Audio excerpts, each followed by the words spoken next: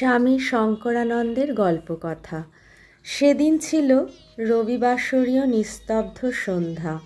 1956 সালের সেপ্টেম্বর মাস। মহারাজ গঙ্গার দিকের দোতলার বারান্দায় নিবিষ্ট মনে বসে আছেন। ভক্তগণের প্রণাম পর্ব সমাপ্ত প্রায়।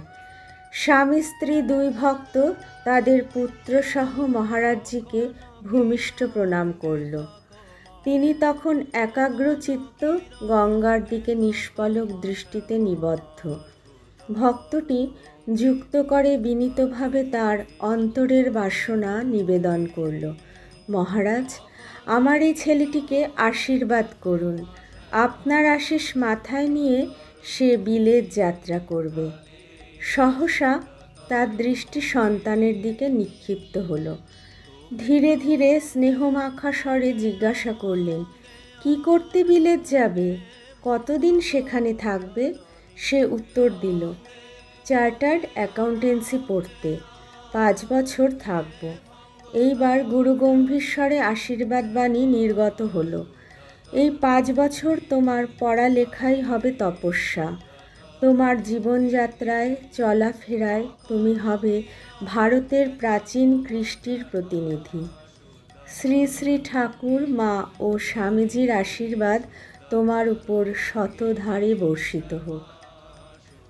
একবার ওড়িশার কটক শহরের এক বিখ্যাত ব্যারিস্টার নাম রোহিণী ঘোষ তার পুত্রসহ মহারাজজির নিকট আগমন করে। পুত্র কৃতিত্বের সঙ্গে MA পাশ করেছে। উদ্দেশ্য, তাকে বিলেত পাঠাবে কোনো এক বিষয়ে অভিজ্ঞ করবার জন্য। ভদ্রলোক মহারাজজির মন্ত্র শিষ্য। প্রাণ ভরা আশীর্বাদ করলেন তিনি মস্তকে হাত রেখে। বললেন, একান্ত অধ্যবসায় ও মহান চরিত্রের দ্বারা এবং অমায়িক ব্যবহারের দ্বারা সকলের হৃদয় জয় করবে। হিন্দু মনের বৈশিষ্ট্য কখনো বিসর্জন দিবে না। ইহাই আমার ইচ্ছা ও আশীর্বাদ। জয় ঠাকুর।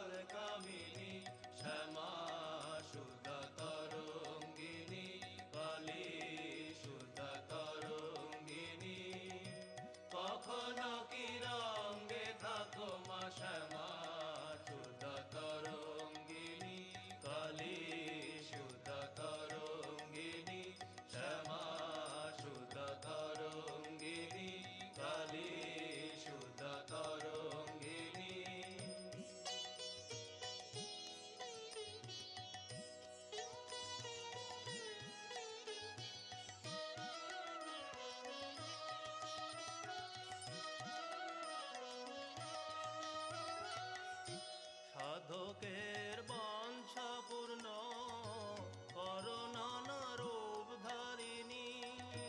সাধকের